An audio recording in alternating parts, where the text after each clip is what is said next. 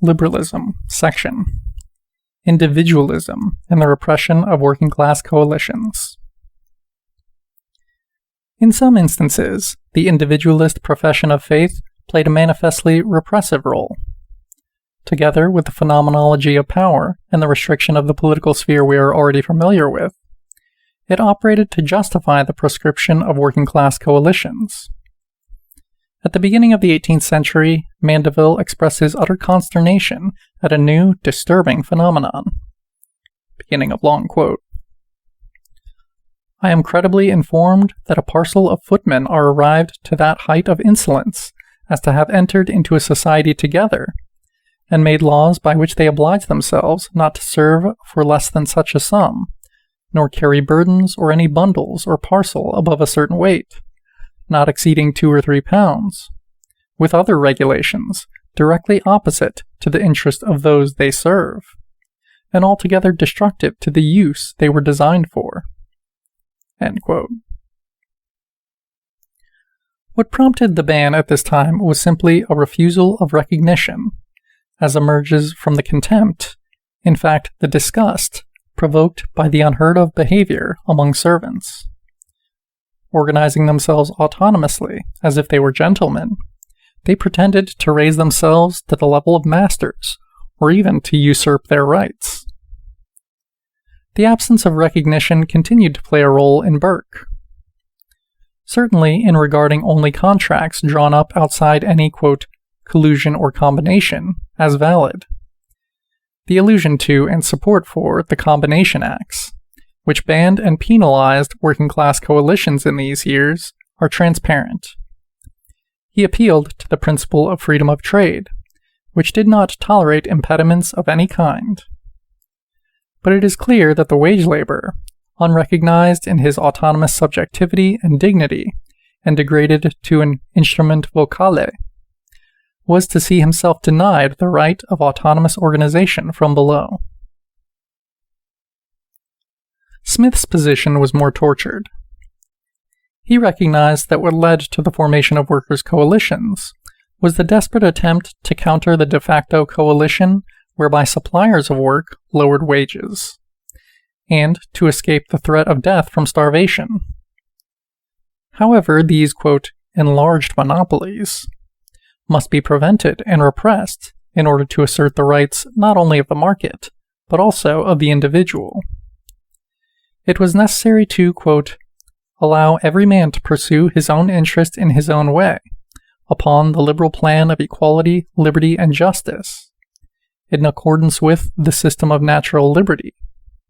Every man must be able to contribute and bring into competition both his industry and his capital, without any obstacles whatsoever. In no case could violations of natural liberty and justice be tolerated. End quote. In its turn, the Le Chapelier Law, which banned workers' coalitions in France in 1791, was also said to be aimed at defending individual freedom.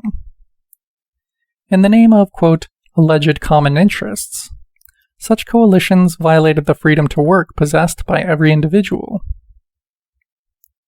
And de Tocqueville referred to this law when, after 1848, he condemned the working class and socialist movement thus: while, quote, the revolution has swept away all the obstacles that impeded the liberty of the citizen, that is, corporations and craft associations, les maîtresses, les jurandes. The socialists proposed to reintroduce this junk, albeit in a new form. End quote. Perhaps Marx had in mind the liberalism of his time, as well as the French Revolution, when he criticized the Le Chapelier Law for having banned, quote, working-class associations of any kind, on the pretext that they represented the re-establishment of the medieval guilds. End quote.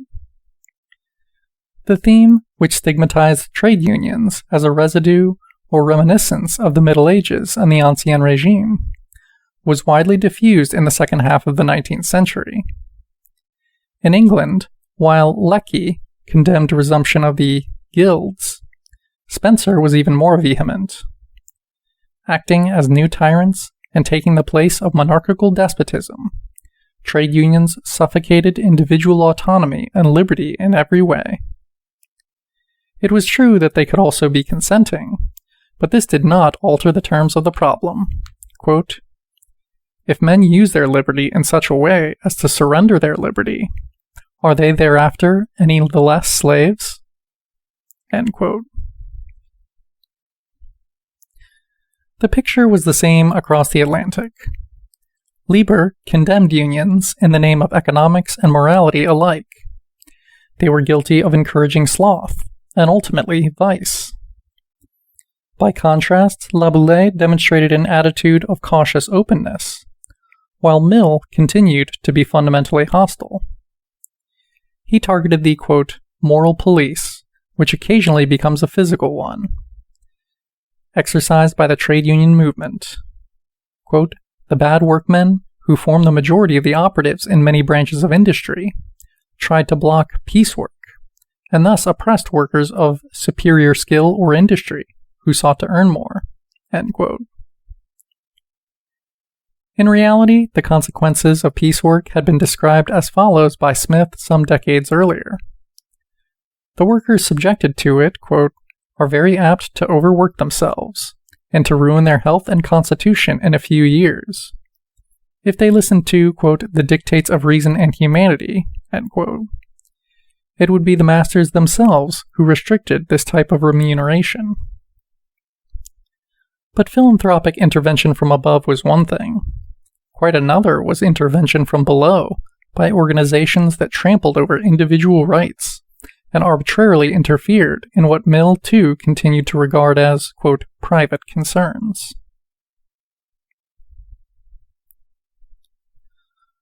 While they sought to impose intervention from above on bourgeois government itself, workers promoted an autonomous movement of transformation from below. However, in the sphere of sovereignty declared by it to be private, the liberal bourgeoisie did not tolerate the intervention of political power, or even that deriving from civil society. Theoretically legalized in England in 1825, following a phase of persecution that even saw culprits condemned to deportation, trade unions continued to be attacked by the judiciary, inasmuch as they were defined as corporations hampering free enterprise. They acquired full legitimacy in 1871. However, quote, "what Gladstone's government gave with one hand, it took away with another." End quote. If not trade unions as such, it was individual workers who could be dragged before the courts on the basis of a new law. Quote, "watching and besetting," that is, picketing, workmen, continuing at work during a strike, was made illegal even when done only by a single person. End quote.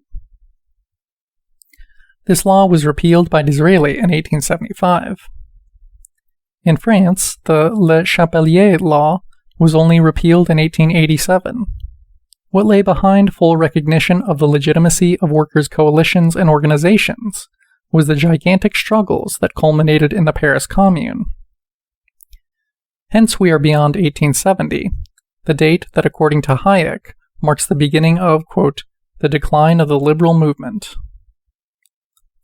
Expressing himself thus is an author who, not by chance, seems to want to call everything back into question. In his view, by destroying, quote, the competitive determination of the price, end quote, of labor power, and claiming to interfere in the game of the market, trade unions undermined the liberal system at its roots, and it was, quote, the clear moral duty of the government to prevent this happening. The Paris Commune was a watershed in Europe, but not across the Atlantic. Passed in 1890, the Sherman Antitrust Act was, quote, applied first and most effectively to labor, which was guilty of combining in trade union, quote, monopolies that did not respect individual initiative and freedom. By contrast, so-called yellow dog contracts were long considered perfectly respectful of the rules of the market and individual liberty, On the basis of them, when hired, workers and employees committed themselves. They were forced to commit themselves, not to join any trade union organization. End of section.